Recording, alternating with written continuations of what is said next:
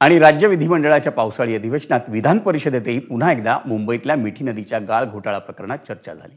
मिठी नदीच्या माध्यमातून करोडो रुपयांचा भ्रष्टाचार करण्यात आला असल्याचा आरोप भाजप आमदार प्रसाद लाड यांनी केला। या प्रकरणात निव्वळ पैसा खाण्यात आला नाही तर चिखलाचाही पैसा खाण्यात आला, याकडे त्यांनी लक्ष वेधलं।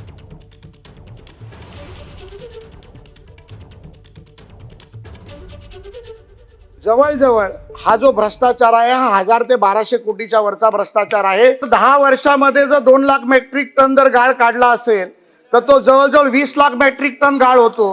हे अशा प्रकारे हा गाळ जो काढलेला दाखवला, ज्या ठिकाणी गाळ टाकलेली जागा दाखवली ती जागाच मुळे अस्तित्वात नाहीये। मुंबईला कसं लुटलंय हे कळू दे। नुसता चिखल खाल्ला नाही तर भ्रष्टाचार करणाऱ्यांनी उंदीर देखील खाल्लेले आहेत सभापती महोदय।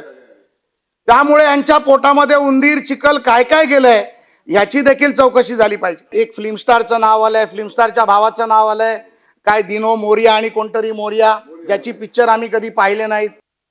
हा जो तपास आहे हा 3 वर्षाचा नाही, हा तपास 2012 पासूनच होणार आहे। 3 वर्षामध्ये या सगळ्या गाळाच्या संदर्भामध्ये जो SITनं तपास केलेला आहे त्या 3 वर्षामध्ये त्यांना 3,44,000 हे फोटो तपासावे लागले आणि 3,44,000 जे फोटो तपासले त्या फोटोमध्ये फक्त डंपर दिसलेले आहेत, डंपरमध्ये गाळ दिसलेला नाही।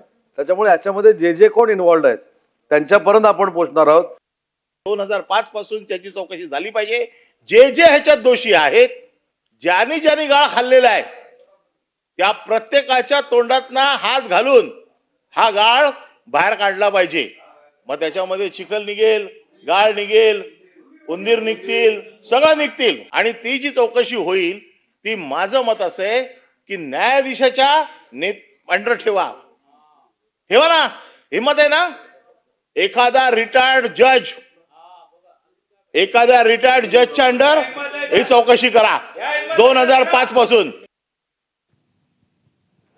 मुंबईत 400